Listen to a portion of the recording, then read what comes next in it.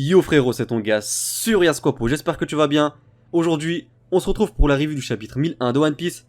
Mais avant que je commence la review, je tenais vraiment à te remercier parce que t'as vu la dernière vidéo que j'ai sortie sur les primes et je me suis pris beaucoup de dislikes, beaucoup d'insultes dans l'espace des commentaires et toi frérot, tu m'as soutenu en likant, en partageant et t'as même répondu aux personnes qui m'insultaient. Et je tenais vraiment à te dire que c'est pas la peine de faire ça. S'ils veulent m'insulter, ça me dérange pas, laisse-les faire franchement. Moi ça me fait rien du tout. Et aussi, je t'invite surtout à critiquer quand t'es pas d'accord avec moi.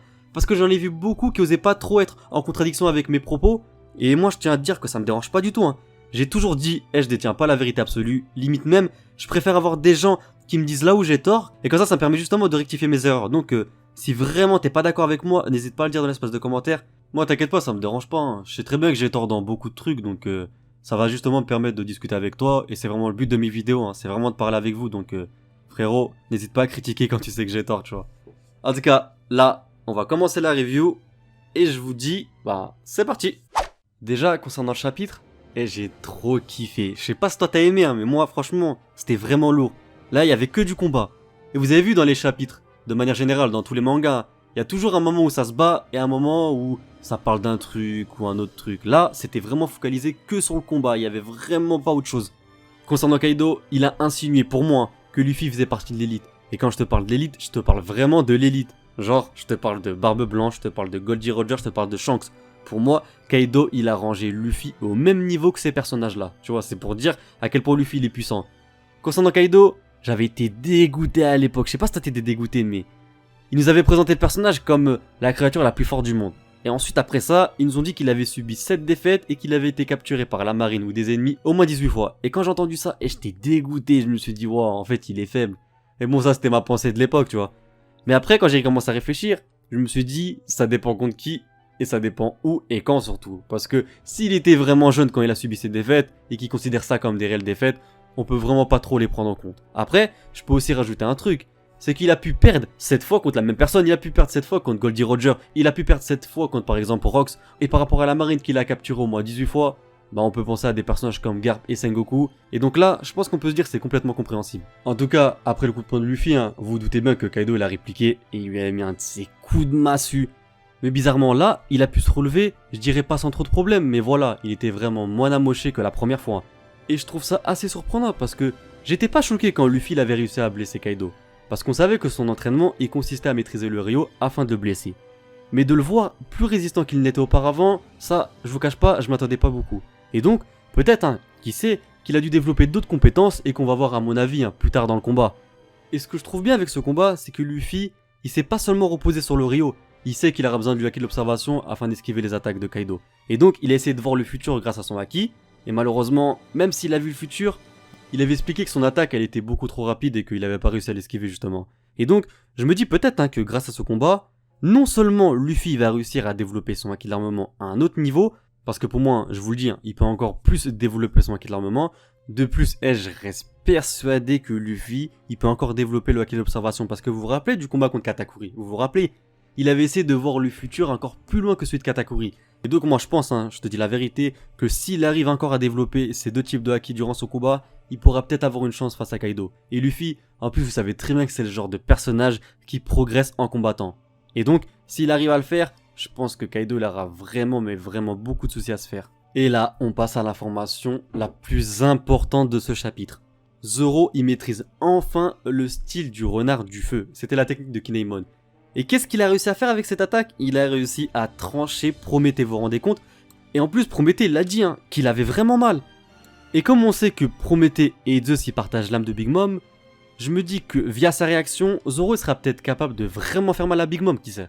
Sans oublier bien sûr qu'il avait précisé qu'il avait volé la technique de Kinemon. Parce que c'est une question qu'on peut se poser. Comment il a réussi à maîtriser cette technique? Pour moi, c'est Kinemon qui lui a expliqué comment utiliser cette technique. Alors oui, lui il a dit qu'il l'avait volée. Et quand on réfléchit bien, c'est peut-être possible. Parce que cette technique-là, il l'a observée pour la première fois à Punk Hazard. Et on avait bien vu à ce moment-là que Zoro, il était vraiment intrigué par cette technique et qu'il voulait l'apprendre très rapidement. Et donc peut-être que tout comme les Human Drill qu'il avait affrontés par le passé, il est capable, tout comme eux, de recopier une technique juste en la voyant une seule fois. Mais bon, je pense personnellement que c'est plus Kinemon qui lui a expliqué comment faire. Il y a Kid qui a dit un truc assez intéressant je trouve, parce que sous le prisme de l'humour, il a quand même dit une petite vérité. il avait dit que Law était entre guillemets le subordonné de Luffy. Et quand on regarde bien, tous les supernovas, ils rejoignent petit à petit les combats de Luffy si on regarde bien. Parce que rappelez-vous, il y avait Capone à Wokek Island, il y a eu Law, il y a eu Kid, là il y a Killer, il y a X-Drake. Tous les supernovas, ils rejoignent la cause de Luffy. Et c'est pour ça que je comprends réellement, mais là vraiment, pourquoi Mihawk il avait dit que Luffy, il possédait le pouvoir le plus incroyable de ce manga. Je voulais aussi préciser une chose sur Zoro. Il y a beaucoup de personnes qui étaient choquées de le voir réussir à trancher Prométhée avec des flammes, alors que Prométhée il est justement constitué de flammes. Eh ben, c'est pas si illogique que ça en fait quand on réfléchit bien. Parce que rappelez-vous à Punk Hazard, Kinemon qu'est-ce qu'il avait fait? Il avait justement coupé grâce à ses flammes le feu de l'explosion.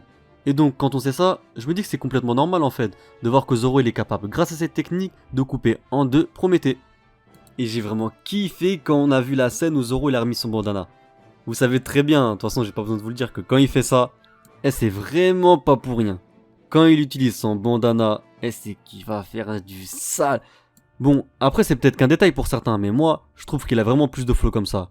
Et quand je réfléchis bien, je pense que ça fait longtemps qu'il avait pas mis son bandana. Je crois que la dernière fois qu'il l'avait fait, si je me trompe pas, c'était à Dressrosa. En tout cas, concernant ce duo, je l'attendais depuis vraiment, mais vraiment longtemps. Parce que Killer et Zoro, c'est les deux seuls pirates qui sont vice-capitaines et qui malgré ça a quand même fait partie des 11 pirates de la pire génération. Et ça, je trouve ça assez fort quand on voit des capitaines comme par exemple U-Rouge ou Capone par exemple. Bon après, malheureusement, leur attaque contre Kaido ça a pratiquement rien fait, mais ça, c'est la faute de Zoro. Parce qu'il a eu peur, pour moi, de dégainer toute la puissance de Enma. Bon, après, c'est compréhensible, parce que quand on a vu l'état de son bras lorsqu'il avait utilisé Enma pour la première fois, je me dis quand même qu'il doit réfléchir à deux fois avant d'utiliser sa pleine puissance. Et ça me fait peur aussi, parce que j'ai l'impression que via cette attaque, on constate que Zoro a finalement peut-être pas réussi à maîtriser Enma à 100%. Mais à mon avis, vous allez voir, il va réussir à maîtriser cette technique à 100% lors de son combat face à Kaido, et peut-être qui sait que grâce à ce katana, il arrivera à faire une chose que personne n'a réussi avant lui, trancher Kaido. En tout cas, j'ai vraiment aimé le Monster Trio qu'on nous a présenté là. Law, Kid et Luffy face à Kaido et Big Mom. Et vous avez vu leurs dernières attaques qu'ils ont sorties là? Et c'était des trucs de fou. Bon, Gear 4 on le savait déjà, mais l'attaque de Kid, je l'avais jamais vue, je la trouve assez impressionnante. Bon, même si leur attaque combinée elle est vraiment impressionnante, faut qu'ils arrivent à les toucher parce que sinon ça sert à rien. Leur attaque elle était complètement loupée, mais ce qui est bien, c'est que j'ai constaté deux trucs. Le premier truc, c'est qu'ils ont vraiment progressé. Bah oui, vous vous rappelez de leur première alliance, c'était à Shabondi. Quand on le regarde maintenant, on constate bien qu'il y a du temps qui est passé. Franchement, ils ont vraiment tous eu un power-up. Et concernant le deuxième détail, c'est qu'on constate bien qu'ils ont eu peur un peu. Enfin, je dirais pas qu'ils ont eu peur, mais ils les ont forcés à utiliser leur forme finale. Et donc, si ils ont été forcés de faire ça, c'est justement parce qu'ils le prennent un peu plus au sérieux qu'au début. Il faut qu'il fasse gaffe Kaido, parce que moi je trouve personnellement que sa forme de dragon, elle est vraiment, mais vraiment plus faible que sa forme humaine. Alors oui, c'est sûr, sa forme hybride, ce sera sa forme la plus dangereuse pour Luffy, Law et Kid. Mais quand même, je préfère quand Kaido est dans sa forme humaine. Après, peut-être qu'il a des nouvelles techniques à nous montrer lorsqu'il est sous sa forme de dragon. En tout cas, j'espère pour lui. Et ouais, comme vous le savez, à chaque vidéo je parlais de lui, mais ça va être très rapide, vous inquiétez pas. Sanji, toujours absent. Et je comprends même pas comment les fans de Sanji, j'en fais partie, ils sont pas dégoûtés. Parce que moi, je suis fan de Sanji, son personnage préféré, mais je suis objectif quand même. Je reconnais que Oda, il afflige un mauvais traitement à Sanji. Faut bien le voir, il est même pas là dans le champ de bataille. Il est où là? Il est où Sanji? Je vous jure, je veux parler de lui à chaque review, à chaque vidéo, tant qu'il apparaît pas sur le champ de bataille. Parce que là, j'en ai vraiment marre. Et il y en a beaucoup aussi qui ont dit, oui mais t'inquiète pas, Sanji va se battre contre Queen et il va le battre. Mais tu crois qu'il a le niveau de battre Queen? Il a même pas le niveau. Après tu vas dire ouais, Yasuko t'abuses. J'avoue, j'abuse. Mais voilà, tu m'as compris, en vrai de vrai, il va peut-être battre Queen, mais c'est pas pour ça que voilà, il est beaucoup plus fort que Zoro ou un truc comme ça. Il va pas du tout remonter dans mon estime juste en battant Queen. Faut vraiment qu'il fasse beaucoup, mais beaucoup plus que ça. En tout cas voilà, pour finir sur cette vidéo, je tiens à dire que je suis dégoûté parce qu'il y a une pause. Je suis dégoûté parce qu'on n'a pas encore vu la rêverie. J'attendais vraiment au chapitre 1001 des petites infos concernant la rêverie, on n'en a pas eu, donc j'ai vraiment hâte de voir ça au prochain chapitre. Et concernant ce chapitre de manière plus globale, je l'ai vraiment kiffé, de toute façon, t'as dû le ressentir lorsque t'as vu ma review. Et j'ai surtout hâte de voir ce qui va se passer après, parce que là, Oda nous a arrêté au meilleur moment. On voit Kaido et Big Mom à leur meilleur niveau, face à Luffy Gear 4, Kid, Law, Killer et Zoro. Et franchement, ça va être un truc de fou, et j'ai vraiment hâte de voir le chapitre. En tout cas, je vais donner une note.